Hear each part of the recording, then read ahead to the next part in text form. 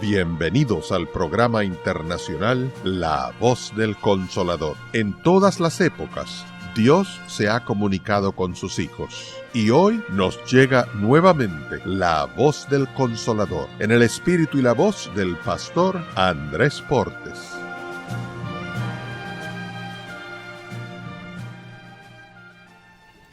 Romanos, capítulo 8, versículo 16. Dice la palabra de Dios, Romanos 8, 16. El Espíritu mismo da testimonio a nuestro espíritu de que somos hijos de Dios. ¿Oramos? Querido Padre Celestial, gracias por estar con nosotros en esta hora. Gracias, Señor, por la compañía de los ángeles y la presencia del Espíritu Santo. Padre, gracias por su compañía bendita, pero gracias también por los amigos y amigas que nos acompañan, por los hermanos y hermanas presentes. Gracias por aquellos y aquellas que nos siguen a través de la radio, la internet o la televisión, en cualquier rincón de la tierra. Que ellos y ellas sean bendecidos también. En esta hora, Dios, le rogamos que su Espíritu Santo nos traiga palabra de vida para la vida eterna. Que recibamos la palabra de Jehová, que vive y permanece para siempre. Dios, habilítenos, prepárenos, capacítenos para que en el Espíritu entendamos las cosas espirituales. Diríjanos en esta hora y siempre. Lo pedimos, oh Dios, en el nombre de Jesús. Amén, Señor. Amén. Durante la semana trabajaremos con la serie o la miniserie Garantía en el Espíritu. Toda la semana notaremos cómo Dios se ha encargado de resolver el problema del pecado.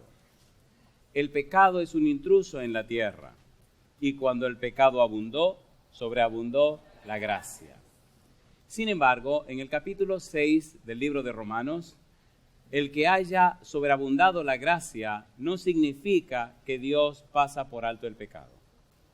En el capítulo 8 del libro de Romanos estamos viendo cómo aparece en el ambiente un espíritu de esclavitud y más tarde aparece la oportunidad de tener el espíritu de la justicia, hacerse, como veremos esta noche, hijos e hijas del Dios Altísimo.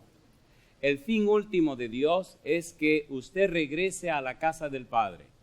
Y notaremos esta noche que no es solo un problema legal, pero tampoco solamente un problema de sacarlo o libertarlo de la esclavitud del pecado. Ni siquiera es solamente un problema espiritual. Para Dios, el caso suyo y mío es un problema familiar. Dios quiere que sus hijos regresen a la casa. Por eso, la parábola del hijo pródigo en realidad es la parábola del Padre misericordioso. Ya he dicho en otras ocasiones que en la parábola de San Lucas capítulo 15 hay 3 historias y una parábola. En la historia que tiene que ver con el hijo pródigo, se menciona 13 veces al padre y apenas se menciona al hijo pródigo. Nosotros nos asociamos siempre con el lado oscuro de las cosas. Por eso a la parábola le pusimos el nombre del hijo pródigo, porque nos representa a nosotros. Pero en realidad, Cristo no estaba haciendo énfasis en el hijo pródigo ni en el hermano mayor. Estaba haciendo énfasis en el padre. Por eso dice la parábola que el padre, movido a misericordia, corrió, abrazó y besó al muchacho que estaba perdido. Le dio la bienvenida a la casa, hizo una fiesta y le dio todos los derechos otra vez de ser un hijo legítimo del Padre. Ese es el punto. Dios quiere que usted regrese a la casa del Padre. No es un asunto nominal, no es un asunto corporativo, no es un asunto religioso, compadre. Es un asunto familiar. Dios quiere que sus hijos y sus hijas regresen a la casa del Padre. Por eso el asunto de la salvación no es un asunto nominal, no es un asunto de una corporación, es un asunto personal.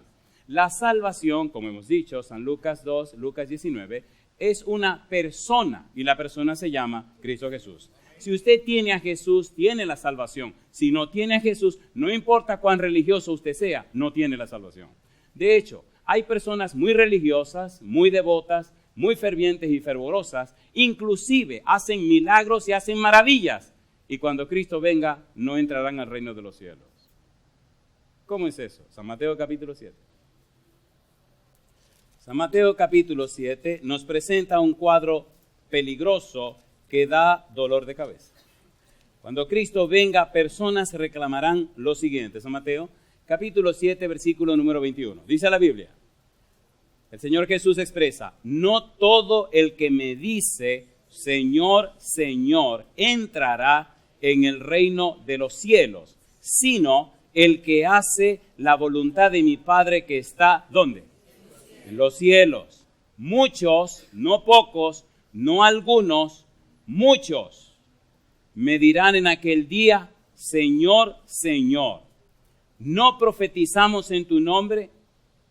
Si traducimos esa frase, pudiéramos decir, ¿no predicamos en tu nombre? Y sigue diciendo, ¿no profetizamos en tu nombre? ¿Y qué más? Y en tu nombre echamos fuera demonios. ¿Y qué más? Y en tu nombre hicimos muchos milagros. Y ahora Jesús le responde, y entonces les declararé, nunca os conocí, apartaos de mí, hacedores de maldad. ¿Cómo puede ser una maldad un milagro? ¿Cómo puede ser maldad sacar demonios? ¿Cómo puede ser maldad predicar el evangelio? ¿No le parece curioso?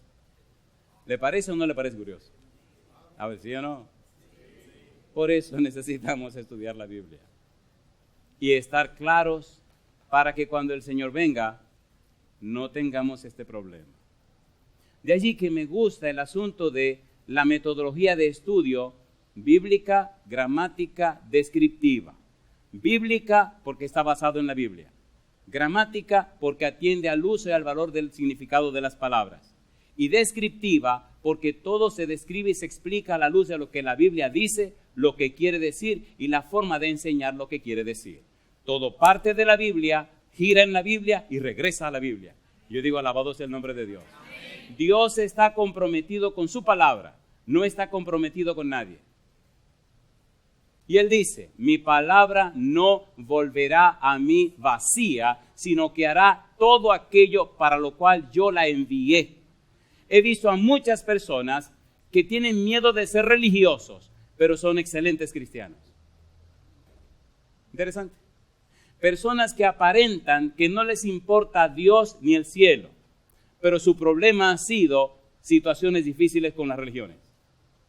Y pudiera contarle muchas experiencias de ateos, pero ateos. Y de personas no solo ateos, sino especializados en su ateísmo. Y cómo la Biblia, la palabra de Dios, ha encendido en ellos la flama de la fe y han regresado otra vez a las manos de Cristo Jesús.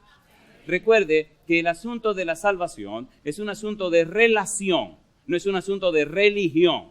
Aprenda primero a ser una persona convertida, una persona cambiada, una persona arrepentida. Y entonces, siendo un convertido o una convertida, el Espíritu de Dios que mora en usted tocará el corazón de aquellos que necesitan entregarse al Evangelio. Porque cuando usted no es convertido, usted no puede dar lo que no tiene, querido, ¿sí o no? A ver, ¿sí o no?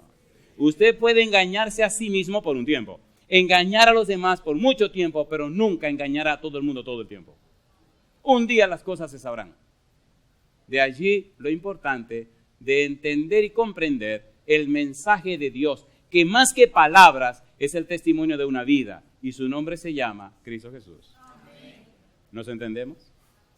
Por eso debemos comprender qué quiere decir el apóstol Pablo de que el Espíritu nos hace hijos de Dios. ¿Qué significa hijos de Dios? ¿A qué se refiere hijos de Dios? Bueno, por amor a los que no han venido las noches anteriores, hagamos una breve introducción de lo que ya hablamos. Y entonces pasemos a lo que tenemos que hablar hoy. Número 1, existe un espíritu de esclavitud. La mayoría de la gente es víctima del pecado que mora en sí, el pecado que mora en nosotros. Tenemos una naturaleza pecaminosa. No pagamos el pecado de nuestros padres, pero sufrimos las consecuencias, ¿sí o no? ¿Sí o no? El alma que pecare, cada quien pagará por sus propios errores. Pero heredamos de nuestros padres una tendencia al pecado, una tendencia al mal. En el libro de Salmos capítulo 51, versículo 5, David dice que fue concebido en pecado. En el capítulo 58, versículo 3, dice que desde el vientre somos mentirosos. Así que nacemos con esa inclinación al pecado. Sin embargo, Dios ha preparado un plan de salvación para resolver el problema del pecado. Pregunto, ¿vino Cristo a la tierra? ¿Pagó Cristo el precio del pecado? ¿Ofrece Dios perdón a los pecadores? ¿Ha pagado y cumplido Dios con los requisitos del pecado? Cuando el pecado abundó, cuando el pecado entró la muerte. Pero cuando Cristo entró la vida. Yo digo, alabado sea el nombre de Dios. Jesús dijo, yo soy el camino y la verdad y la vida. Nadie viene al Padre sino por mí. Antes de ser buen religioso, asegúrese de ser un buen cristiano. Ser cristiano significa que usted conoce y usted ama a Cristo Jesús. ¿Se entiende o no se entiende? ¿Y sí o no? Jesús dijo, ustedes son mis amigos si hacen lo que yo les mando. ¿Le gustaría a usted hacer lo que manda Jesús? ¿Cuántos quieren hacer lo que manda Jesús? Recuerde, no es un asunto corporativo, es un asunto de relación. Es con quién te estás relacionando. Porque en la boda de Caná, María le dijo a los que servían, hagan ¿qué cosa? Todo lo que él les diga. ¿Qué necesitaban en las bodas? Vino. Bueno, es verdad, necesitaban agua, porque si no hay agua no hay vino. ¿Qué necesitaban? Agua. ¿Qué tienen a la mano? No, necesitaban vino y tienen a la mano agua, no se dejen confundir. Cuando fueron donde Jesús, ¿qué le dijo Jesús? Bueno, aquí tienen este cheque, vayan y compren en... No, Jesús le dijo, llenen esas tinajas de agua. ¿De qué la llenaron? Y cuando estuvieron llenas, le dijo entonces a los muchachos, saquen y denle al maestresala, al director de esta cuestión aquí, al metredí, dicen los que trabajan en los hoteles. Y cuando le dieron, ¿qué cosa bebió el tipo? Vino. El agua la convirtió en ¿qué? Entonces, aprenda esto. Aprenda a confiar en Dios y no confíe demasiado en su propia prudencia. ¿Puedo leerle un versículo de la Biblia que le va a servir para toda la vida? ¿Lo quieren o no lo quieren? ¿Seguro que lo quieren? Oiga, usted tiene doble condenación si recibe las cosas y no las hace. ¿En realidad lo quieren o no lo quieren? Bueno, pues aquí le va. Proverbios capítulo número 3. Proverbios capítulo número 3. Guarde este versículo para usted y vívalo todos los días. Mire, esto me ayudó cuando era un adolescente y me ha seguido ayudando ahora que ya no soy tan adolescente. Proverbios capítulo 3, versículo 5. ¿Cómo dice? Fíate de Jehová de todo tu corazón y no te apoyes, ¿dónde? En tu propia prudencia. ¿Qué sigue diciendo?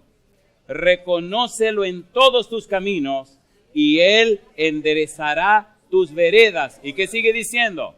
No seas sabio en tu propia opinión. Teme a Jehová. ¿Y qué dice ahora? Y apártate del mal. ¿Es lindo el consejo o no es lindo? A ver, ¿es lindo o no es lindo?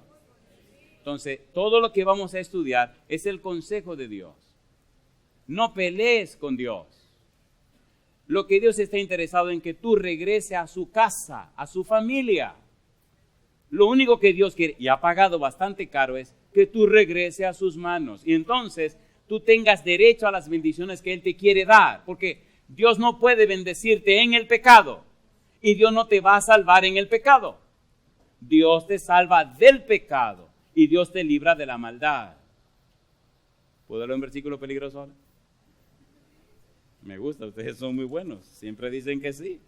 Y si dicen que sí, olvídense que le voy a dar bien duro. Primera de Samuel capítulo número 2. Vamos rapidito. Primera de Samuel capítulo 2 versículo 30. Oiga palabra de Jehová. Dice Dios. Por tanto, Jehová el Dios de Israel dice. Yo había dicho que tu casa y la casa de tu padre andarían delante de mí perpetuamente. Mas ahora ha dicho Jehová. Nunca yo tal haga. Estoy en 1 Samuel 2:30. Nunca yo tal haga. ¿Por qué dice ahora? Porque yo honraré a los que me honran y los que me desprecian serán tenidos en poco. Si te está llevando el demonio, revisa por qué te está llevando el demonio. Si las cosas no están caminando bien, revisa, mi negro, revisa. Dios no miente, Dios no sabe mentir. Y las promesas de Dios son fieles y verdaderas. ¿Es así o no es así? Cuando Dios le dice, es así, usted le puede creer. El plan de salvación está acabado, completado y listo. No hay que dudar de la salvación. La salvación no es una lotería a ver quién se la saca. No. Romanos capítulo 8. Romanos capítulo número 8. Oiga, usted como que me quiere convencer de algo. Sí, quiero convencerte que eres un candidato para ser un hijo o una hija de Dios. Y usted me dirá, yo pensé que lo era. Yo te contestaré, si no tiene tu nombre en el libro de la vida, querido, no lo eres. Romanos capítulo 8. Versículo número 33, ¿qué dice? ¿Quién acusará a los escogidos de Dios? Dios es el que justifica. ¿Quién es el que condenará? Cristo es el que murió, más aún, el que también resucitó, el que además está a la diestra de Dios, el que también, ¿qué cosa dice? Intercede por nosotros. En otras palabras, nadie te puede condenar si entregas tu vida en las manos de Cristo Jesús. ¿Tiene sentido o no tiene sentido? Por esa razón debemos entender la dinámica de Dios, los principios de Dios. Y es saludable aprender a hacer decisiones basados en los principios divinos, no en los sentimientos humanos. ¿Se entiende la diferencia? Dios no está bregando con sentimientos. De hecho, a Dios no le gusta mucho la cuestión de los sentimientos. A Dios le gustan los principios. ¿Vino Cristo a la tierra o no vino? ¿Sabía que lo iban a crucificar o no lo sabía? ¿Sabía que venía un baño de sangre sobre él, sí o no? ¿Dios marcha atrás? ¿Dios marcha al frente? En Getsemaní, ¿cuántas veces oró a Dios? Pero a 3 veces dijo, no se haga mi voluntad, sino la tuya. No había otra forma de que usted y yo regresáramos al Padre. Y si Cristo se mantuvo firme, a pesar de lo que le venía encima, oiga, mi hermano, ¿cómo que usted está dudando de entregarse al Señor? ¿Qué le pasa? Dios dio todo lo que tenía. Romanos 8:32 dice, el que no escatimó ni aún a su propio Hijo, sino que lo entregó por todos nosotros, pregunta, ¿cómo no nos dará juntamente con Él todas las cosas? ¿Por qué nos faltan todas las cosas? Posiblemente porque no tenemos al dueño de todas las cosas. ¿Sí o no? ¿Sí o no? Y el lío es que queremos ser religiosos pero no cristianos. Y vivir una vida doble. El día del culto somos muy buenos, el día de no culto somos muy malos. ¿Qué relajo es? Déjese tranquilo, usted no va a relajar a nadie. Déjese de eso. Déjese de eso. Déjese de eso. Dios es Dios. El apóstol Pablo en el libro de Romanos trata de hacernos comprender el trato que Dios le da a sus hijos. Por ejemplo, en el capítulo número 8, el apóstol Pablo nos enseña la relación entre la carne y el espíritu.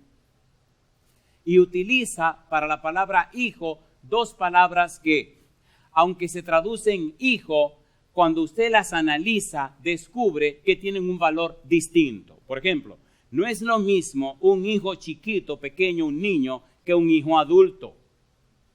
De allí la importancia de comprender la relación de hijo con relación a lo que Dios quiere. Usted es hijo de Dios, usted es hijo de Dios. Cuando usted acepta al Señor Jesús y sale de estar dominado por el espíritu de esclavitud y se convierte entonces en un esclavo de la justicia, en otras palabras, cuando usted se convierte en un hijo de Dios, en una persona que ahora pertenece a Dios, comienza entonces un proceso de trabajo en la vida suya. Mire qué hermoso, el apóstol Pablo explica todo esto. Agarre su Biblia, comencemos ahí. Romanos capítulo número 8, versículo 16. Dice el 16, el Espíritu mismo, ¿qué cosa? Da testimonio a nuestro espíritu de que somos, ¿qué dice? Hijos de Dios. La palabra que se traduce aquí, hijo, es niños de Dios.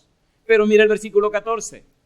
Dice el verso 14, porque todos los que son guiados por el Espíritu de Dios, estos son, ¿qué dice? Hijos de Dios. La palabra que se utiliza ahí habla de un hijo adulto. El Espíritu da testimonio que somos hijitos de Dios.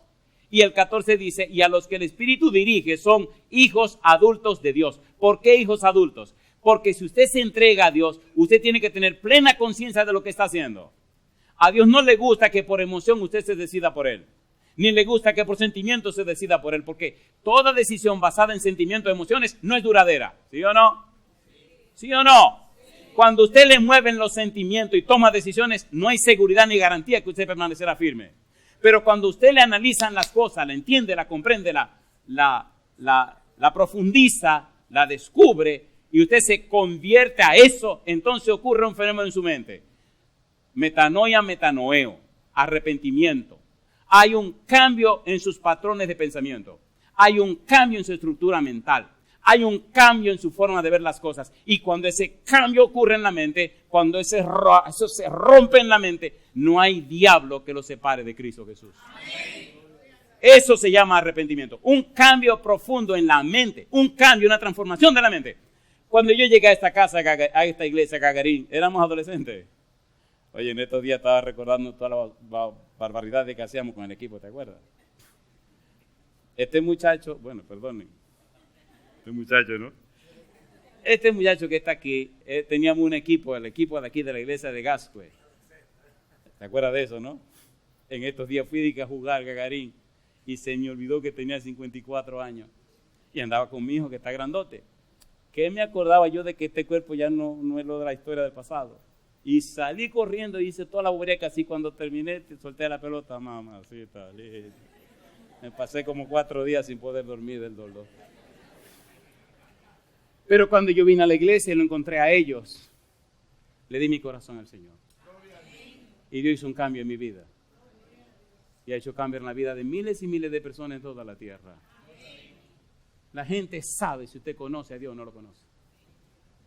La gente sabe si lo suyo es un asunto de pasatiempo o un asunto. Oye, déjese de eso. Esto yo hablaba con mi hijo y le dije, Tito, qué lindo es volver a la iglesia donde uno creció y nació y verle la cara de frente a la gente. Mira este bandido que acaba de llegar. No, espera un momento. Y lo curioso es que después de bautizarme aquí, Dios me permitió ser el pastor de mi iglesia. Ir a pedir consejo a la gente, porque había muchas cosas que iba a saber. Hace 25 años, Gagarín. Y parece que fue ayer. Alguien dijo que 20 años no es nada, pero 25 son bastante, ¿no? Mire qué cosa linda es la Biblia. En la Biblia, el apóstol Pablo trata de explicarnos qué cosa es el hombre viejo y qué cosa es el hombre nuevo. Nos hablan de un hombre viejo porque está dominado por el espíritu de la esclavitud. Pero nos hablan de un hombre nuevo que está guiado por el Espíritu Santo. Hagamos un puente entre lo que hablamos la semana, el tema anterior, que era el espíritu de la justicia. Y conectemos entonces ahora con este hombre nuevo. Efesios capítulo 4, versículo 24. Vamos rapidito ahora. Efesios 4, 24. Mire qué cosa linda. ¿Cómo dice el verso 24? Y vestíos, ¿cómo dice?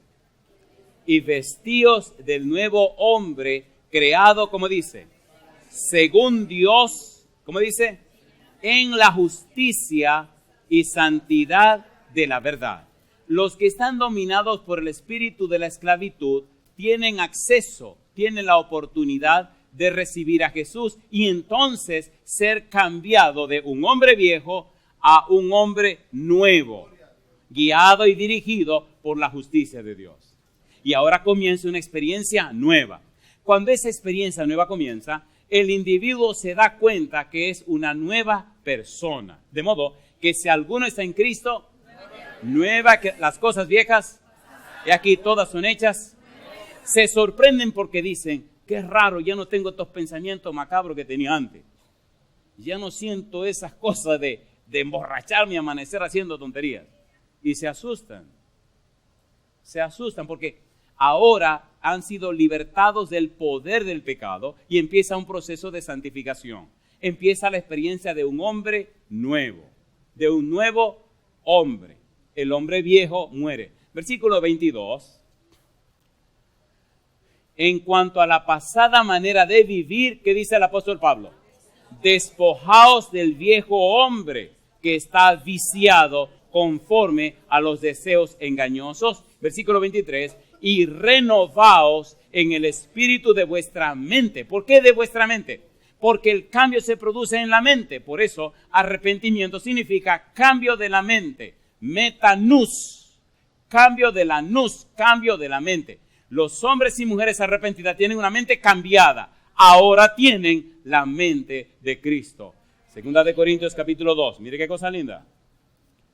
Primera de Corintios capítulo número 2. Primera de Corintios capítulo 2 versículo 16. El apóstol Pablo dice, porque ¿quién conoció la mente del Señor? ¿Quién le instruirá? Mas nosotros, ¿qué cosa dice?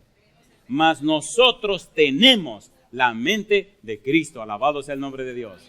¿Podemos tener la mente de Cristo? ¿Sí o no? ¿Les gustaría tener la mente de Cristo? ¿Cuántos quieren tener la mente de Cristo? Después no proteste, no va a poder tener pensamientos asquerosos y sucios y feos. Y cuando el demonio quiera venir a poner cosas sucias en su mente, el espíritu le dirá, hey, mi negro, váyase de ahí. ¿Seguro que quieren la mente de Cristo? ¿Seguro que quieren la mente de Cristo? Entonces necesitamos trabajar con este hombre nuevo. Aquí me pasa como cuando iba a visitar a Esther. ¿Verdad que apenas nos estamos entrando en el negocio? ¿O no? ¿Ustedes se han enamorado alguna vez? Ah, pues no está enamorado. Esa está peligrosa. Ay, mamá. Dejemos el enamoramiento y vamos a trabajar. Colosenses capítulo número 3. Úpale, muchos enamorados. Eso está peligroso. Colosenses capítulo número 3. Esa fue buena. Versículo número 10. Aterricemos en esta idea que estamos trabajando. Colosenses 3:10. ¿Cómo dice el versículo 10? Y revestido del nuevo, el cual, ¿qué dice ahora? Conforme a la imagen del que lo creó, ¿qué hace? Se va renovando ¿hasta dónde? El conocimiento pleno. No se entiende, no se explica un cristiano que se enquista, que se anquilosa, que se detiene. No se entiende la vida de un cristiano como un lago, como una laguna, como un pozo donde el agua se pudre. No, la vida del cristiano es como un río que corre y corre y siembra y da vida. ¿Sí o no? ¿Pueden poner un dedito ahí y podemos ir a otro lado para explicar lo que estoy diciendo? Ponga un dedito ahí y vamos entonces un poquito más atrás a 2 de Corintios capítulo número 3. ¿Qué usted nos quiere decir, pastor? Mire cómo es la vida del cristiano. La vida en Cristo, la vida de una persona convertida. 2 de Corintios 3:18, ¿cómo dice? Por tanto, nosotros todos, ¿qué cosa dice? Mirando a cara descubierta, como en un espejo, la gloria del Señor. ¿Qué dice la Biblia ahora? Somos transformados. ¿De qué manera? De gloria en la misma imagen, como por el Espíritu del Señor. La vida del cristiano es un crecimiento constante. Transformados, metamorfosis.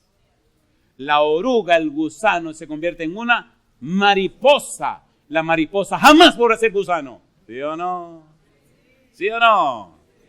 ¿Sí o no? ¿Verdad que hay cristianos que vuelven a ser gusanos? Entonces no hubo renovación, no hubo transformación, no hubo metamorfosis. ¿Cómo es posible que un cristiano sea la misma cosa todo el tiempo?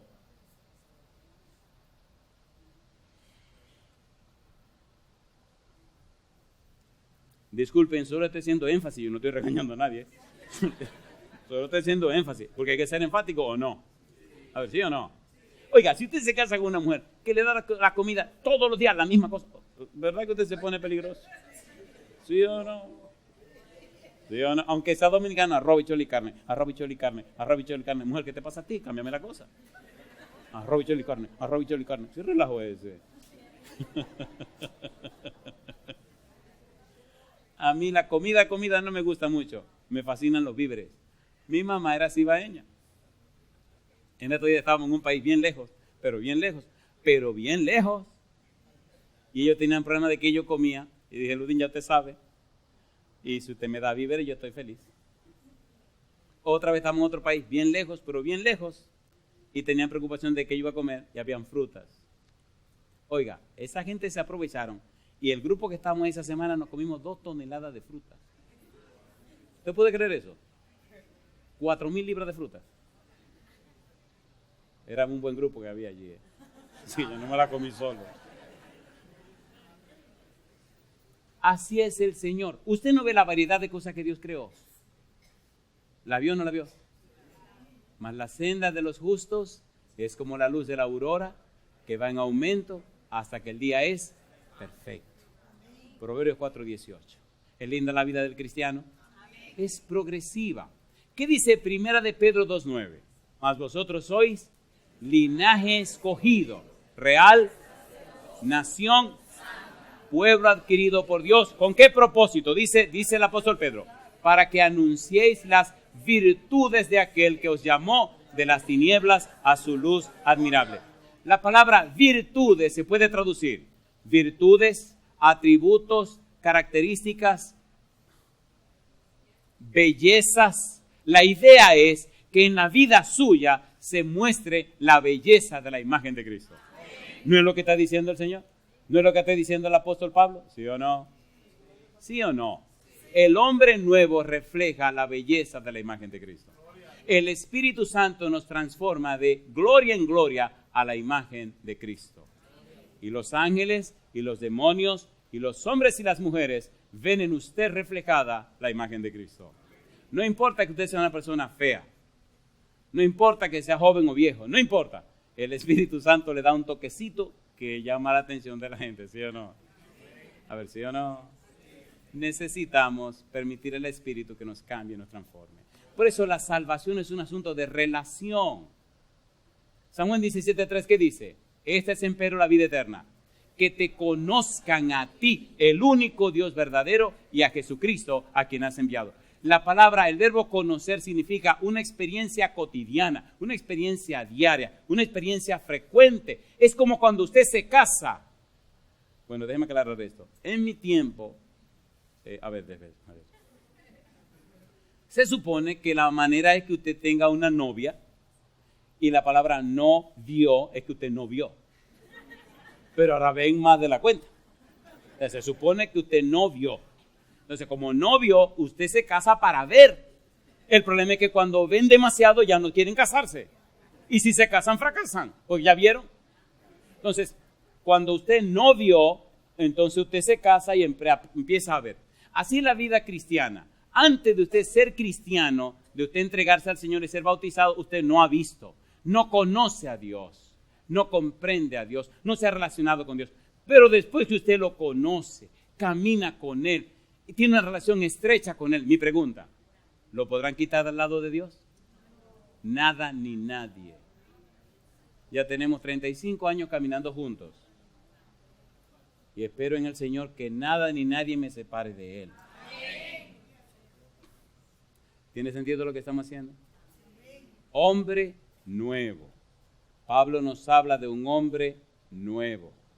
Colosenses capítulo 3, versículo 11, donde no hay griego ni judío, circuncisión ni incircuncisión, bárbaro ni escita, siervo ni libre, sino que Cristo es, ¿qué cosa? El todo y en todos. Y dice el apóstol Pablo, vestíos pues como escogidos de Dios. ¿De qué manera? Santos y amados, de entrañable misericordia, de benignidad, de humildad, de mansedumbre, de paciencia, soportándoos unos a otros y perdonándoos unos a otros si alguno tuviere queja contra otro. De la manera que Cristo os perdonó, así también hacedlo vosotros. Y sobre todas estas cosas, ¿qué dice Pablo? Vestíos de amor, que es el vínculo perfecto. Mi pregunta para usted, ¿entonces se pueden ver los perfiles de una persona que está siendo transformada por el Espíritu Santo? ¿Sí o no? ¿Sí o no? Entonces necesita usted y necesito yo que el Espíritu haga ese cambio en nuestra vida, ¿sí o no? Y eso significa un hombre nuevo. Un hombre que vive, una mujer que vive para la gloria de nuestro Dios. Y aquí viene una pregunta interesante. Muy bien, pastor. Pero ¿cómo hace eso el Espíritu Santo? Alguien me hizo esa pregunta y pensó que yo le iba a decir, te reprendo. Y le dije, no, espérate. Vamos a leer la Biblia. Segunda de Corintios, capítulo 4, versículo 16. ¿Cómo lo hace el Espíritu? ¿Cómo opera esa transformación? Recuerde que estamos hablando de ser hijos de Dios. Y la idea es que usted regrese a la casa del Padre. Segunda de Corintios, capítulo 4, versículo número 16. ¿Cómo dice el verso 16? Por tanto, ¿qué cosa? No desmayamos. Antes, aunque nuestro hombre exterior se va desgastando, ¿qué dice ahora? El interior, ¿qué cosa? No obstante, se renueva de día en día. Mi pregunta, ¿hay un hombre exterior? Sí, mire, el mío se está volviendo cada vez más viejo y más acabado. Pero hay un hombre interior. ¿Qué hace el hombre interior? El Espíritu lo va renovando. Ponga cuidado, ponga mucho cuidado. Romanos capítulo 7, versículo 22. Vamos rapidito. Romanos 7, 22. Y todo este trabajo lo hace el Señor. Usted debe darle el derecho legal para que Él lo haga. El apóstol Pablo, en su conflicto del pecado y la maldad que mora en nosotros, dijo, versículo 22. Porque según el hombre interior, ¿qué cosa? Me deleito en la ley de Dios. ¿Hay un hombre interior, sí o no? Efesios capítulo 3, versículo 16. Y ahora expliquemos esto para entrar en la parte final. Efesios 3, 16. ¿Cómo dice el verso 16? Efesios capítulo 3, versículo 16. Para que os dé conforme a las riquezas de su gloria, ¿qué cosa? El ser fortalecido con poder, ¿dónde? En el hombre interior. ¿Por quién? Por su Espíritu. ¿Cómo hace el Espíritu Santo? Pregunta número 1. ¿Qué es el hombre interior? ¿Por qué hace tanto énfasis Pablo en el hombre interior? Los exégetas bíblicos dicen que el hombre interior representa nuestro ser intelectual y nuestro ser espiritual. ¿Qué representa el hombre interior? Nuestro ser intelectual y nuestro ser espiritual. ¿No se han dado cuenta que estamos leyendo versículos de la Biblia? A ver, ¿sí o no? Conectando versículos de la Biblia, explicando versículos de la Biblia, definiendo palabras. ¿A dónde estamos hablando? Aquí. Y al entender aquí, entonces eso se traduce en una vida espiritual. El ser interior, el hombre interior, el ser intelectual constituye, representa, está conformado por la mente, la voluntad y la conciencia. ¿Qué cosa está representado allí? La mente, la voluntad y la conciencia. Mira el versículo 16 que dice, para que seáis fortalecidos con poder en el hombre interior por su espíritu. Fortalecido con poder, fortalecido, krataió, con poder, dinamis, para que tengan potencia y dinamismo en la mente, en la voluntad y en la conciencia. Los asesinos en serie, los criminales más malos, tienen una conciencia completamente anulada. Pasan desde el sótano de su vida a la acción sin un filtro. El Espíritu Santo promete preparar y equipar el filtro, que es la conciencia, para que te cuide del sótano, fortalecer tu voluntad y aclarar tu mente. Cuando una persona es cristiana, ha nacido de nuevo, el Espíritu Santo mora en la persona y el Espíritu Santo le revela y le enseña las cosas profundas de Dios y le habilita la mente para entrar en conocimientos que ojo no vio, ni oído oyó, ni han subido en pensamiento de hombre. Por eso no se entiende por qué el mundo está lleno de tantos cristianos y cada vez hay más tinieblas en la tierra. ¿Cómo se explica eso? ¿Cómo se entiende que el mundo se está yendo a pedazos cuando hay tanta gente que dice que son cristianos? Por favor, recuerden que yo no estoy regañando a nadie. Solo estoy haciendo énfasis. ¿Me están entendiendo? ¿Se entiende o no se entiende? Nos veamos. Hay que aclarar las cosas, no sea que alguien se ofenda. Usted me ofendió. ¿Por qué te ofendí, mi negro? Me habló muy fuerte. Y no me gusta ni que mi mamá me hable fuerte. ¿Pero entendiste o no entendiste? Sí, entendí, pastor, entendí. Veamos un pasaje de la Biblia. 1 de Corintios. El lío de esto es que cuando uno se emociona más, el tiempo se acaba. 1 de Corintios, capítulo número 2. Mire por qué es tan importante esto del Espíritu Santo, que fortalezca nuestro ser interior, que fortalezca nuestra mente, voluntad y nuestra conciencia. 1 de Corintios, capítulo número 2, el versículo número 9. ¿Cómo dice el versículo 9? Antes bien, como está escrito, cosas que ojo no vio, ni oído oyó, ni han subido en corazón de hombre, son las que Dios ha preparado para los que le aman. ¿Y qué dice el versículo 10? Pero Dios nos las reveló a nosotros por el Espíritu, porque el Espíritu todo lo escudriña, aún qué cosa, lo profundo de Dios. Entonces usted necesita entregarse a Jesús para que tenga Jesús el derecho legal de colocar el Espíritu Santo en usted. Al estar el Espíritu Santo en usted, el Espíritu lo capacita para aprender cosas que ojo no vio, ni oído oyó, ni han subido en pensamiento de hombre. Porque el Espíritu escudriña lo profundo de Dios y puede enseñarle a usted lo profundo de Dios. ¿Se entiende o no se entiende? ¿Se entiende o no se entiende? ¿Cómo que un estudiante cristiano tiene malas calificaciones? ¿Eso es un pecado? Ay. Se me zafó, ¿eh? ¿Es verdad o no es verdad? ¿Es verdad o no es verdad? Hay un pensamiento en uno de nuestros libros que dice: el estudio sistemático y frecuente de la palabra de Dios crea una memoria más retentiva y poderosa. Si usted está yéndole mal en la calificación, usted no está estudiando la Biblia. Espere, yo tengo 3 hijos en mi casa, y le paso la raya, la negrita, digo, mi negra, sí papi, estoy estudiando la Biblia. La ventaja de allá es que cuando usted estudia mucho la Biblia, la mente se le despierta y tiene buenas calificaciones, el gobierno le da y le da y le da. Y ella dice, papi, me dieron más este semestre. Y después viene y me dice, me sobró, ¿qué hago con este dinero? Digo, métalo al banco. Papi, pero que mira. Digo, mi negra, estate tranquila, sigue metiendo al banco. Pero yo no le tengo que dar nada. ¿Cuál es la razón? Está leyendo la Biblia. O usted dirá, ay, qué lindo, lindo. Usted no sabe lo que me costó a mí eso. Por cada 3 capítulos de la Biblia le daba $1. Y había meses que yo no sabía cómo iba a ser porque ahí va que el presupuesto de la familia. Y agradezco a Dios, mi querida esposa. Son muy chismosos. Mira, todo el mundo quiere que siga haciendo el cuento.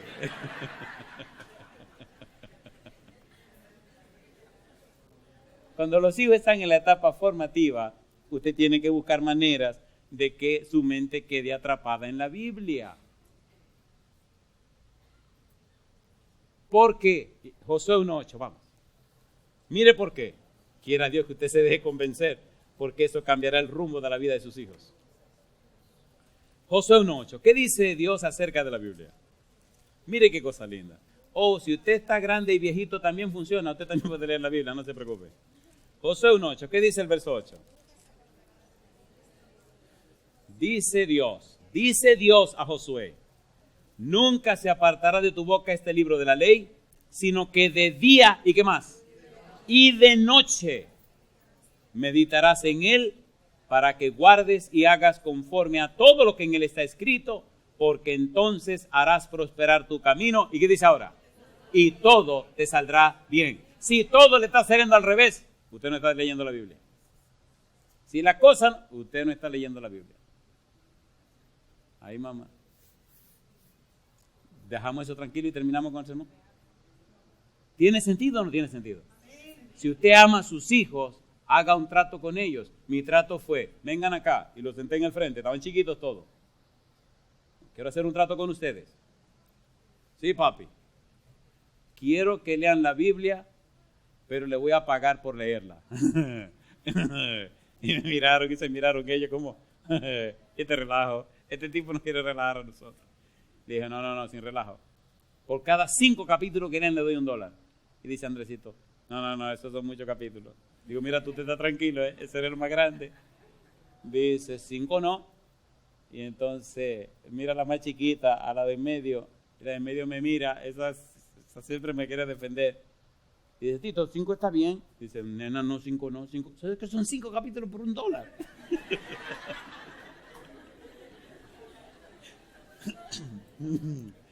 Y le digo yo, ¿y qué tú propones? 3. Compadre, en la vida de mis hijos yo no voy a discutir. Digo, ok, 3, pero mire, 3. Sí, papi. Entonces dice la chiquita, ¿y cómo tú vas a saber que estamos leyendo los 3 capítulos? Digo, yo confío en ustedes. Yo confío en ustedes. Así que cada viernes por la tarde había que sacar cuenta. Compadre, una vez, yo creo que conté esto en otro lugar, una vez el tipo leyó tantos capítulos que me iba a desfalcar. Era más dinero que yo tenía para cubrir la cosa de la casa. Y dije, no, este negro tengo yo que relajar. Y le dije, mijo, vamos a hacer un trato. Disculpen, yo lo engañé, pero déjame seguir con mi sermón. Pero valió la pena, valió la pena. Le di la marquesina de la casa, el cuarto de servicio, toda esa ala de la casa se la di por todo el dinero que le tenía que pagar, que yo no tenía. Y él lo aceptó gustoso en ese tiempo. Después me dice, ¿tú cómo que me engañaste? Le digo, sí, mi hijo, pero no fue con mala fe. Hoy día, te tiene que ver a mi hijo. Cada uno, en mi casa la persona que menos lee la Biblia la lee 2 o 3 veces en el año. O sea, yo no estoy diciéndole un capítulo, estoy diciendo la Biblia entera. Entonces, ¿cómo no voy a estar feliz de mi Señor? Y usted me dirá, eso suena lindo, pastor. Y yo le diré, vívalo y usted verá la diferencia. Aterricemos. El empeño de Dios es que usted sea hijo de Dios, que usted sea una hija de Dios, que no sea esclavo del espíritu de esclavitud, pero que usted sea esclavo de la justicia.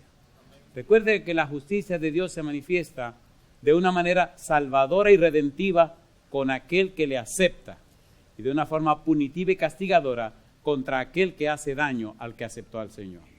La justicia de Dios se manifestó en Jesús, que vino a salvar al pecador. Pagó el precio del pecado para tener derecho legal de salvar al pecador. El apóstol Pablo utiliza metáforas en la Biblia para explicar todo esto. En el capítulo 3 de Romanos, versículo 24 al 26, aparecen 3 metáforas de las que ya les hablé. Justificados es una metáfora que habla acerca de los tribunales, un aspecto legal. Declarados justos. Redención, una palabra que se utiliza en el mercado de esclavos. Cristo nos compró con su sangre preciosa en el mercado de esclavos. Y número 3, la palabra propiciación o expiación, una palabra de el santuario, la parte religiosa. Cristo es el Cordero de Dios que carga, que lleva el pecado del mundo. Sin embargo, Pablo nos dice, bueno, el asunto de Dios es que es más que un asunto legal. Es más que un asunto de comprar esclavos. Es más que un asunto religioso. Dios lo hace un asunto familiar. Dios quiere que sus hijos regresen a la casa. Y entonces Pablo comienza a buscar en griego una palabra que diga lo que él quiere decir y no la encuentra. Entonces Pablo la inventa.